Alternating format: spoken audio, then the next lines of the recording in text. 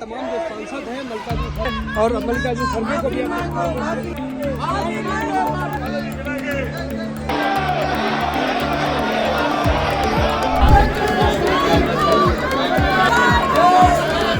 देखिए, संसद में ये जिस तरह से इन्होंने अपमान किया है बाबा साहेब का, उसके बाद आज सुबह आपने देखा इनका ट्विटर हैंडल क्या है। इनके ट्विटर हैंडल पे बाबा साहेब की तस्वीर के साथ उनने खिलवाड़ की है।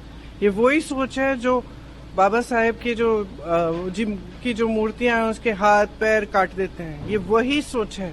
इन पे कौन भरोसा करेगा?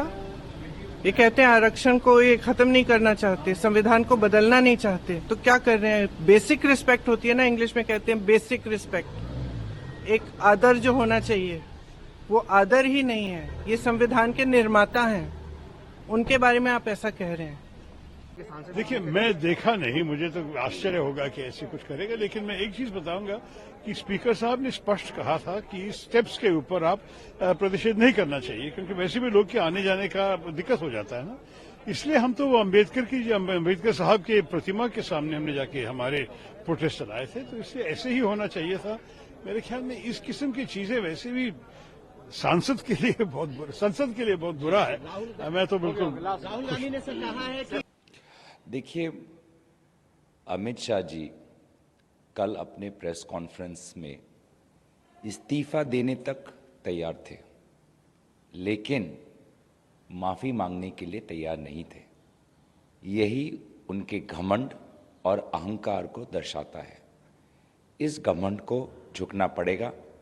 बाबा साहब के प्रति जो अपमान हुआ कोई सहने नहीं वाला, और बाबा साहब के सामने अमित शाह जी को झुकना पड़ेगा।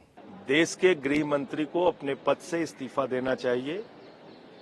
देश के सर्वोच्च दूसरे नंबर के पद पर बैठा हुआ व्यक्ति अगर संविधान के निर्माता के बारे में ऐसी धारणा रखता है, तो ये भारतीय जनता पार्टी की मानसिकता है, आरएसएस की मानसिकता और गृह मंत्री की मानसिकता है। तो उनको अपने पद पे बैठे रहने का हक नहीं है, उनको इस्तीफा देना चाहिए। उन्होंने देश के दलित, वंचित, शोषित, इस पूरे देश के 144 करोड़ लोगों को आहत किया है। 75 वर्षों में जो नहीं हुआ, उस प्रकार का आपराधिक आचरण भाजपा के सांसदों द्वारा आज संसद की मर्यादाओं को तार तार करते हुए, भंगित करते हुए आज संसद के अंदर हुआ। पूरे देश ने देखा कि 2 दिन पहले किस प्रकार से देश के गृह मंत्री श्री अमित शाह ने बाबा साहब अम्बेडकर का अपमान किया, मजाक उड़ाया, खिल्ली उड़ाई, और केवल बाबा साहब अम्बेडकर और देश के संविधान का अपमान नहीं किया, पूरे के पूरे देश के दलित, पिछड़ों, आदिवासियों, गरीबों, ये खिल्ली और मजाक उनका भी उड़ाया।